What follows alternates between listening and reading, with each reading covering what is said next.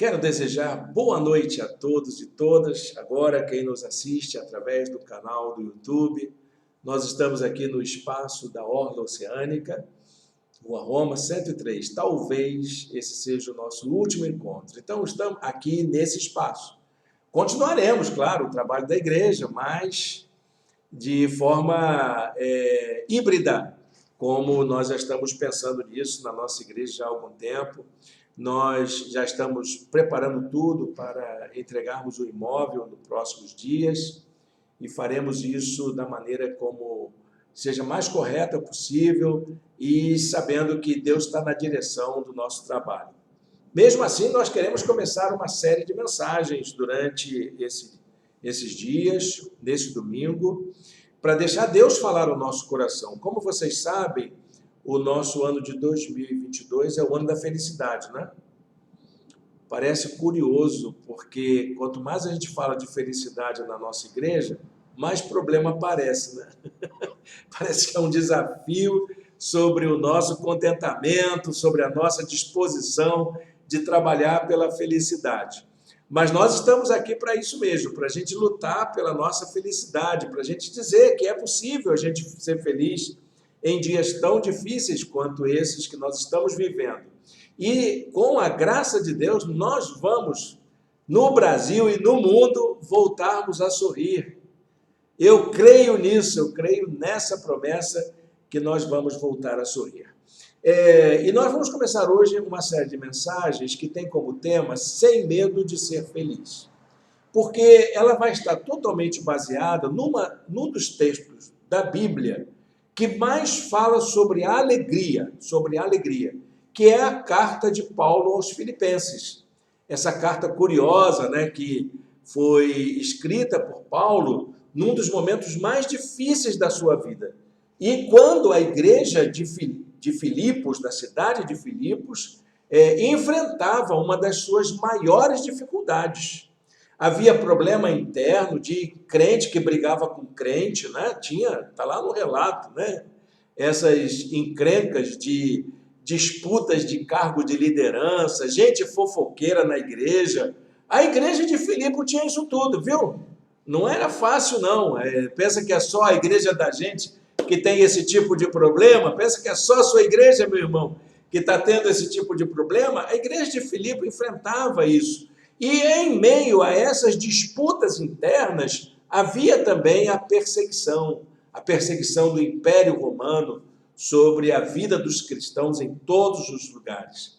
E o pastor da igreja, que era o apóstolo Paulo, estava preso provavelmente em Roma. Ele talvez até estivesse numa situação bastante constrangedora, porque falar em prisão em Roma não é igual falar em prisão aqui no Brasil, por piores que sejam as condições de encarceramento, ainda assim elas são melhores do que as masmorras e os calabouços daquela época em que o apóstolo Paulo e os primeiros cristãos viveram. Eu poderia dizer, com quase condição de ter certeza, que a carta de Paulo aos Filipenses é um tratado cristão de alegria. É um tratado cristão de alegria. E ele fala isso para pessoas que perderam as razões de alegria da vida. Eu ouvindo um grande pregador brasileiro, ele falava de que Paulo ressalta o fato de que a alegria tem os seus usurpadores, os ladrões de alegria que roubam a nossa alegria de viver nos dias de hoje. Mas nós estaremos aqui preocupados não com a alegria propriamente, mas com essa condição de que nós estamos tratando durante todo este ano sobre o tema da felicidade. O que é que tem roubado a nossa felicidade? O que é que tem tirado esse senso de realização pessoal, que é a felicidade? Paulo ele está muito convencido de que existem várias situações que podem afetar a nossa felicidade. Várias, muitas delas. E ele vai então ressaltar isso, né? De que essa igreja, lá na região da Macedônia, era uma igreja que deveria lutar para restaurar seus motivos de alegria, seus motivos de entusiasmo, as razões pelas quais deva se sentir honrada, dignificada, seus membros valorizados por aquilo que eles são. Interessante que essa carta, viu, gente, ela foi levada para os cristãos de Filipos por um irmão chamado Epafrodito, um grande companheiro do apóstolo Paulo, amigo, né? E ele, então, quando Paulo foi levado preso, ele disse: eu vou lá visitar o meu pastor, eu vou lá cuidar dele, eu vou lá conversar com ele, eu vou lá levar palavras de alento para ele, eu vou lá levar coisas para ele se sentir acolhido, para se sentir aquecido e lembrado pelos nossos irmãos e irmãs. Vou levar notícias da igreja para ele, vou levar informações sobre a obra de Deus. Epafrodito. Ele foi lá para dar entusiasmo, para dar alegria. E o apóstolo Paulo, então, quando sabe dessa igreja que está triste, que está perseguida, que está sofrendo, que está perdendo o seu ânimo, ele então escreve uma carta para dizer para essa igreja, para ela renovar a sua alegria no Senhor. Tem um texto lá no capítulo 4, se um dia você puder dar uma olhadinha, dá uma olhada lá. Filipenses capítulo 4, verso 4. É um convite que a gente precisa ouvir hoje, né? Ele diz assim: alegrai-vos sempre no Senhor. Novamente direi, alegrai-vos. Que insistência, né? 3 vezes. Aliás, uma palavra dita 3 vezes tinha a força de uma ênfase categórica, né? Tem que fazer porque tem que fazer mesmo, e se não fizer, tem que fazer do mesmo jeito. É exatamente essa ideia da cultura judaica. Repetir, quando alguém repetia uma ordem 3 vezes, era porque aquela ordem era muito, muito, muito importante. Ele diz: alegrai-vos no Senhor. Alegrai-vos no Senhor. Novamente direi, alegrai-vos. Que palavra bonita, né? Da gente ouvir do nosso pastor, do nosso líder, do nosso irmão em Cristo, que está numa situação pior do que a nossa. Paulo estava numa situação calamitosa ali naquela prisão, e ele manda o recado: gente, se alegrem, não se entristeçam por isso. Tem muito mais para Deus realizar na nossa vida. Então, coloque o seu coração disponível para Deus, para que Deus possa usar a sua vida. Paulo era o fundador da igreja. Ele conhecia aquela igreja de ponta a ponta. E ele sabia que aqueles irmãos já tinham passado por situações das mais diversas. Ele conhecia bem o coração de cada igreja, de cada irmão, cada irmã, e sabia que aqueles irmãos já haviam passado por situações de vida muito sérias, e eles eram testemunhas de que é possível ser feliz, é possível a gente encontrar alegria no meio da dor. É possível encontrar alegria no meio da perseguição. É possível encontrar alegria no meio do sofrimento. Eu queria, nesse momento, a gente vai pensar, então, nessa série de mensagens, em 4 situações que o apóstolo Paulo fala de ocorrências de que podem levar a nossa alegria embora. Situações que podem comprometer a nossa felicidade. Situações que podem colocar em risco a nossa comunhão, a nossa relação afetuosa, nossa confiança em Deus. E nós vamos pensar nisso, gente, como um valor que nós podemos ter para nutrir a nossa alegria de viver, a nossa felicidade como pessoas. Então, eu vou colocar aqui para os nossos irmãos que estão em casa, nos assistindo pelo YouTube, a apresentação que eu preparei. Está aí bonitinho, né? Tem um emoji. Emoji é a palavra que usa para essa figura, não é? Não é emoji mesmo? Acho que é assim, né? Isso aqui é um emoji, não é? Isso aqui não é um emoji? O emoticon. Quando essas figurinhas redondinhas, com dois olhinhos, uma boquinha, foi até um designer australiano que criou, até ele faleceu há pouco tempo. Ele era chamado de emoticon, era esse o nome que foi lançado ainda no tempo do sistema, da primeira rede social que existiu. Você sabe qual era? ICQ. Ninguém sabe. Você tem que ser muito nerd para saber disso, viu? Não se preocupa não. Depois é que veio o tal do Orkut, né? Aí no ICQ tinha um conjunto de teclas que se utilizava para dar esse emoticon, que eram essas figurinhas aí criadas pelo designer, né?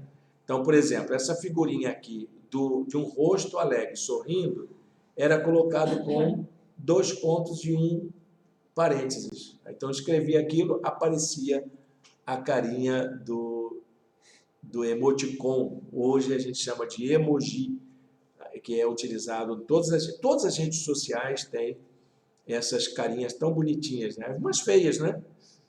Algumas assustadoras, algumas que não tem nada a ver, mas que todo mundo usa para se comunicar e é que elas acabam se comunicando, trazendo essa mensagem só pela aparência dela. Você vê uma carinha tão bonitinha como essa, né?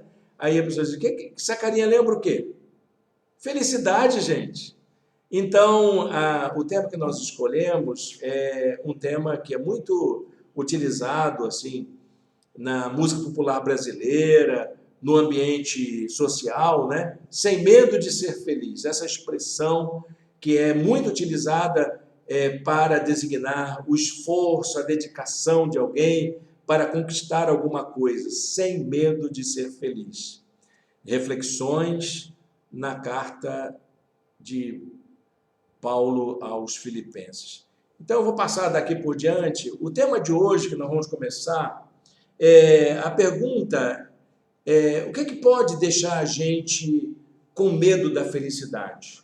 O que pode ameaçar a nossa alegria?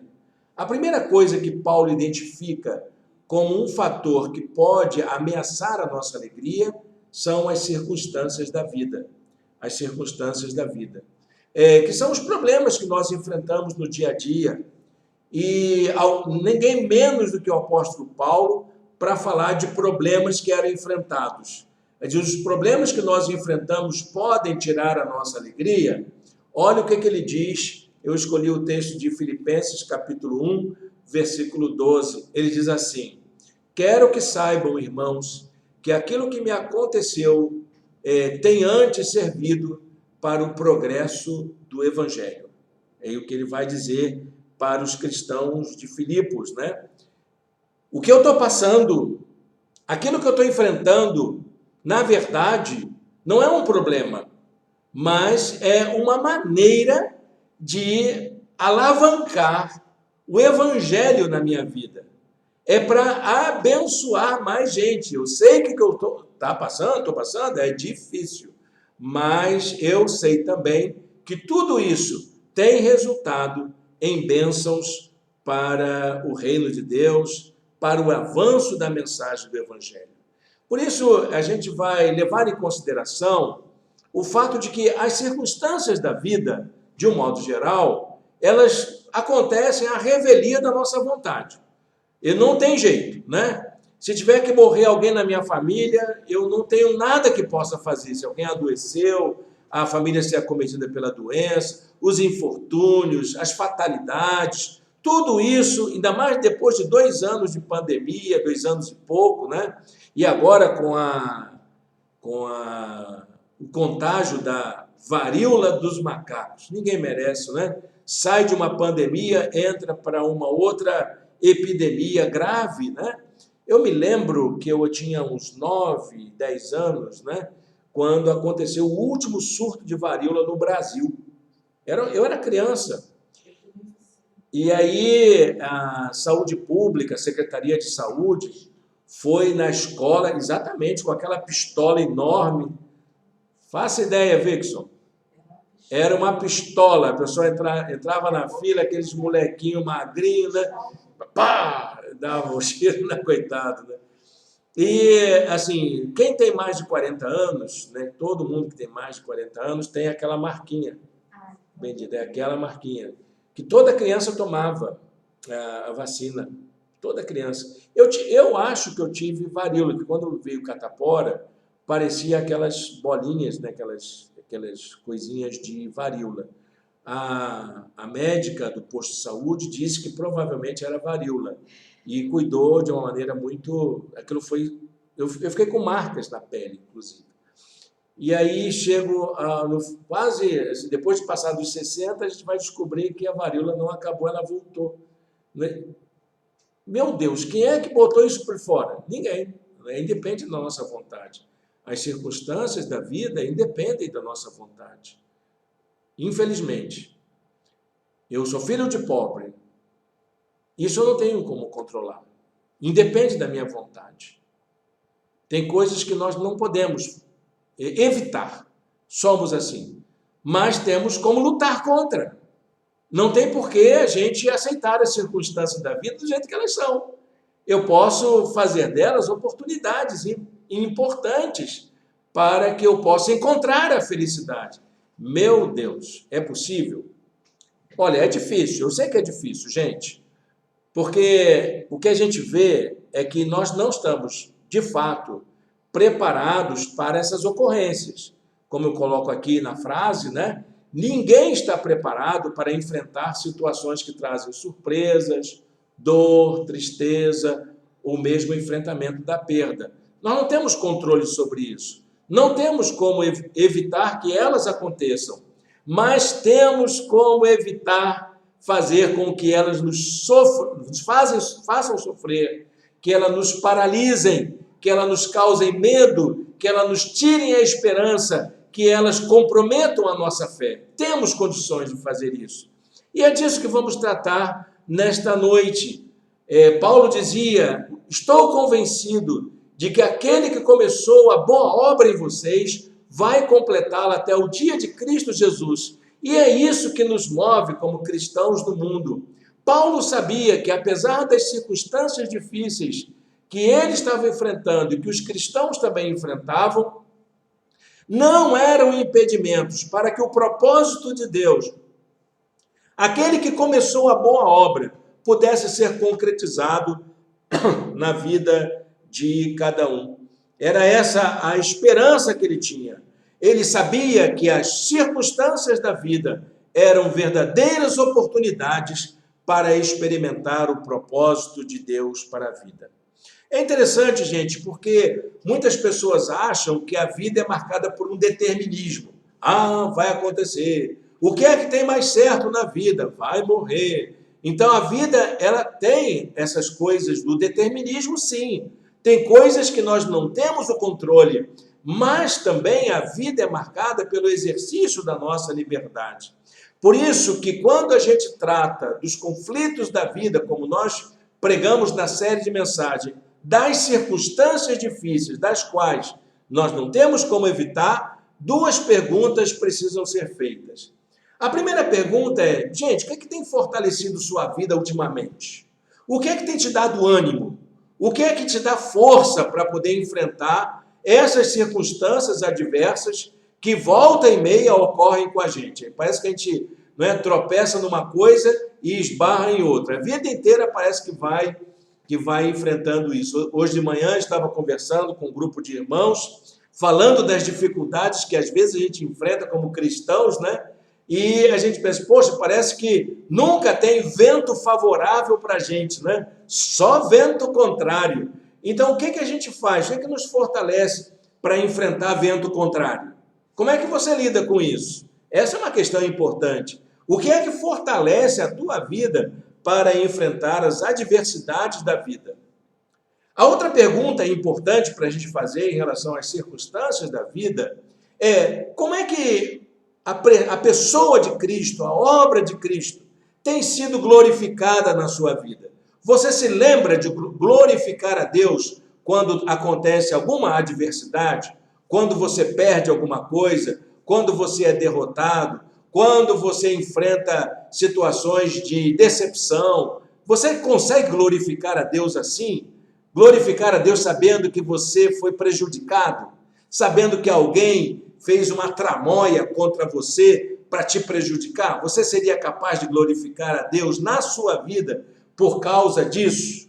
Por causa dessas coisas que você faz? Ou você é aquele que lamenta, faz lamúria, não é? Reclama o tempo todo e faz com que a sua vida comece até a demonstrar a sua insatisfação por causa das dificuldades que você enfrenta? Essa é uma questão também muito séria. Como é que você enfrenta com Jesus, sendo um servo de Deus, sendo uma pessoa que conhece a palavra do Senhor, como é que você enfrenta a situação adversa? Por isso, meus irmãos, que a gente precisa pensar nisso. Paulo era uma pessoa que tinha um desejo profundo de colocar toda a sua vida a serviço do reino de Deus. Desde que ele se converteu. E ele se converteu numa situação completamente contraditória, né? E ele abandonou tudo. Numa das cartas que ele escreveu, que é a segunda carta de Paulo aos Coríntios, capítulo 9, ele vai dizer assim, olha, se vamos falar de dificuldade, deixa comigo. Aí ele diz, olha, eu naufraguei tantas vezes, eu fui mordido de cobra, eu fui abandonado, me chamaram de mentiroso, me chamaram de fuxiqueiro, falador. Olha, o que eu enfrentei até agora? Eu enfrentei toda sorte de adversidade. E eu não desanimei, gente. Estou aqui pregando o evangelho. E para piorar a situação, eu pregando o evangelho ainda fui preso por causa disso, mas não parei de pregar o evangelho, continuo pregando o evangelho. Então, se vamos falar de circunstâncias difíceis, deixa comigo, porque circunstância difícil eu conheço tudo isso, que eu já passei por isso tudo, e ninguém na igreja passou mais do que eu. Ninguém sofreu mais do que eu. Ninguém passou privação mais do que eu. Por isso, meus irmãos, que a gente precisa entender uma coisa muito importante. As circunstâncias da vida são marcadas por dois aspectos que a gente precisa tratar muito bem. Primeira coisa, elas são imprevisíveis. Ninguém prevê. Um filho vai ficar doente, ninguém sabe. Olha, eu vou acertar na loteria daqui a 2 anos, ninguém sabe. Olha, eu vou ganhar o processo tal e vou colocar a mão numa grana maravilhosa, ninguém sabe. O que vai acontecer daqui a pouco? Não sei. É imprevisível, tudo é muito imprevisível. E também tem o problema da finitude, ou seja, tudo caminha para um fim. Freud dizia que tudo que a gente faz do nosso desejo tem a tal da pulsão de morte. Gera realmente uma destruição da vida, porque a gente sabe que está caminhando para um final. Então, as circunstâncias da vida são marcadas tanto pela imprevisibilidade, quanto pela finitude, sobre as quais a gente não tem controle nenhum. Quanto às circunstâncias da vida, eu não posso fazer nada. Eu não posso impedir que elas aconteçam. Mas posso fazer o que então? Tem que fazer alguma coisa. O que eu posso fazer? Ele diz assim, né? Eu estou pressionado dos dois lados. Porque aquilo que é imprevisível, eu não tenho controle. E aquilo que está caminhando para o fim, eu não tenho como segurar. Como é que eu faço? Aí ele fala, estou pressionado dos dois lados. Desejo partir e estar com Cristo, o que é muito melhor. Contudo, é mais necessário, por causa de vocês, que eu permaneça no corpo. Sabe o que Paulo está pensando nisso? Estou vivendo uma tensão.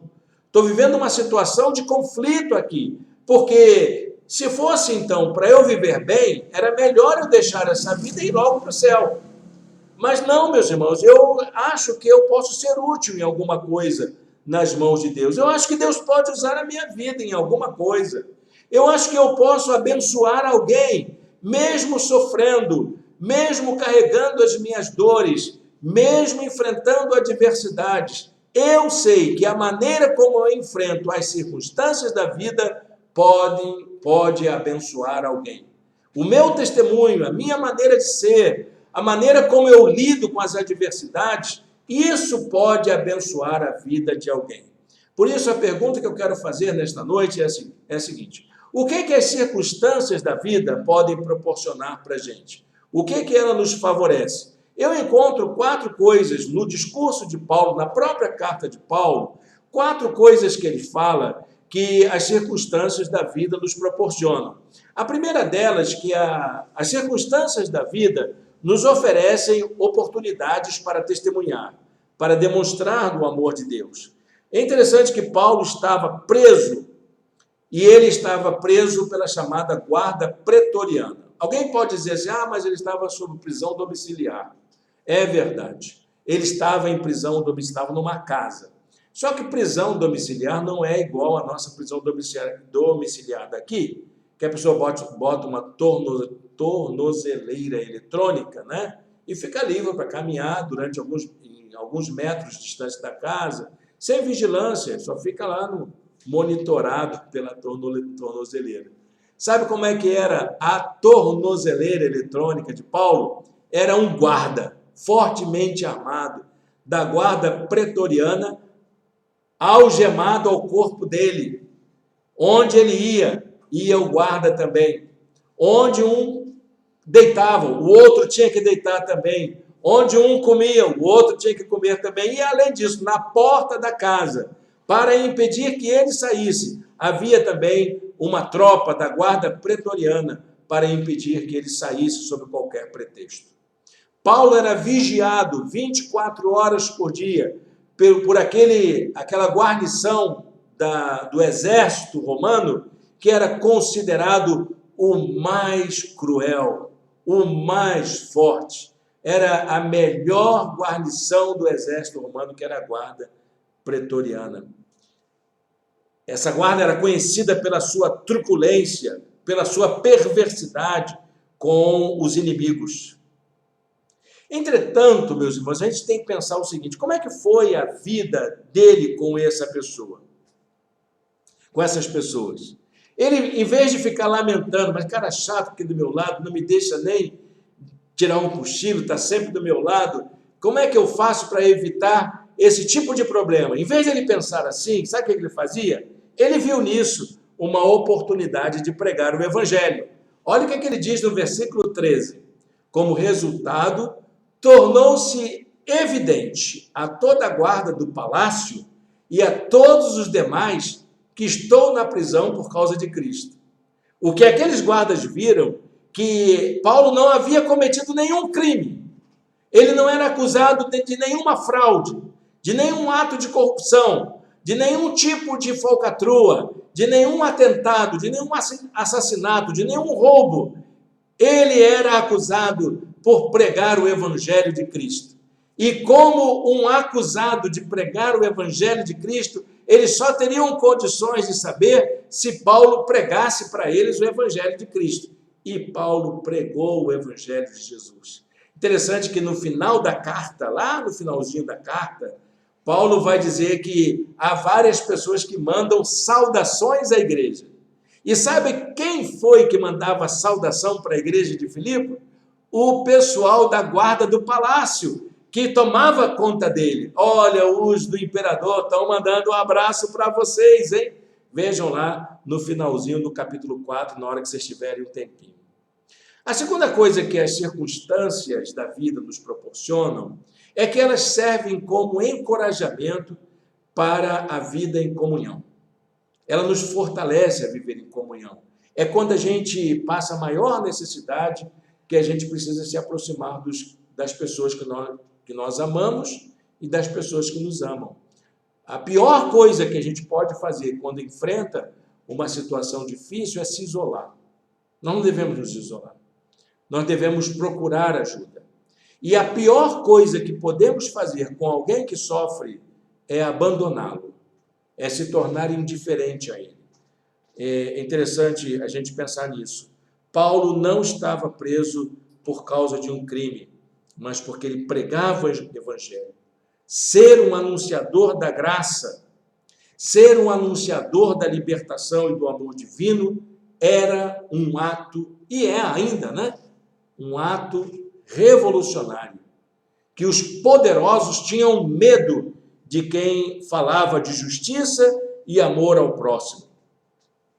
Alguém que colocava em desafio, afrontava os poderes opressores do mundo. Então, meus irmãos, o que a gente precisa fazer? Precisa somar coro com isso, precisa pregar o evangelho. Não pode deixar o pastor pregando sozinho, como se fosse pregador do deserto. A gente precisa encontrar forças, encorajar uns aos outros. E foi o que a igreja primitiva viu. O pastor estava preso, o que faz? Vamos pregar o evangelho então. Vamos nos ajudar mutuamente. Vamos trabalhar para que essa obra não pare. Paulo registra isso no versículo 14. E a maioria dos irmãos, motivados no Senhor pela minha prisão, estão anunciando a palavra com maior determinação e destemor. Que bom, né? Tem gente que acha assim, tem umas teses assim estranhas, né?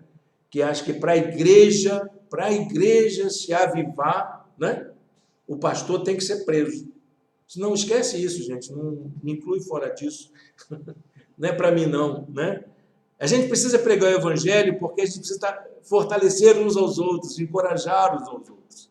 Não esperar que o problema aconteça, mas fazer a nossa parte. Fazer aquilo que cabe a gente como cristãos no mundo, sem esperar que os problemas aconteçam primeiro, para depois a gente tomar as decisões. Não, a gente precisa juntar forças, apoiarmos uns aos outros, para que sejamos anunciadores da boa notícia do amor de Deus, que é o Evangelho de Jesus.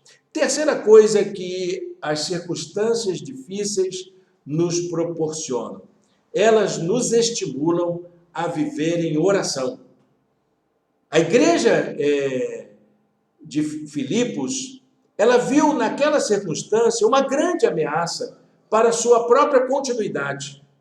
Pastor preso, cristãos perseguidos, pessoas passando por dificuldades. Imagino que eles devem ter enfrentado situações que colocavam em suspeição se Deus estava com eles ou não. Será que Deus está conosco? Será que Deus aprova essa obra?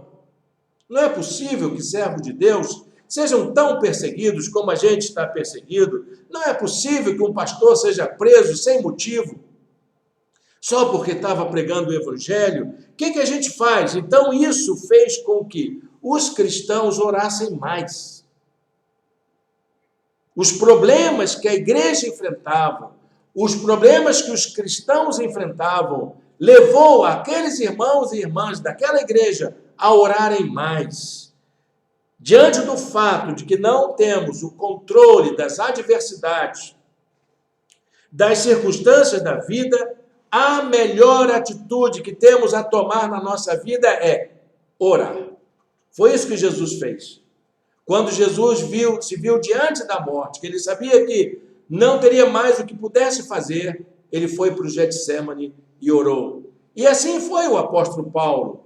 Quando ele sabia que as circunstâncias já não permitiam mais que ele avançasse, ele orava ao Senhor, mesmo nas situações de prisão. E a igreja de Filipos entendeu isso perfeitamente, porque a igreja de Jerusalém também já sabia disso.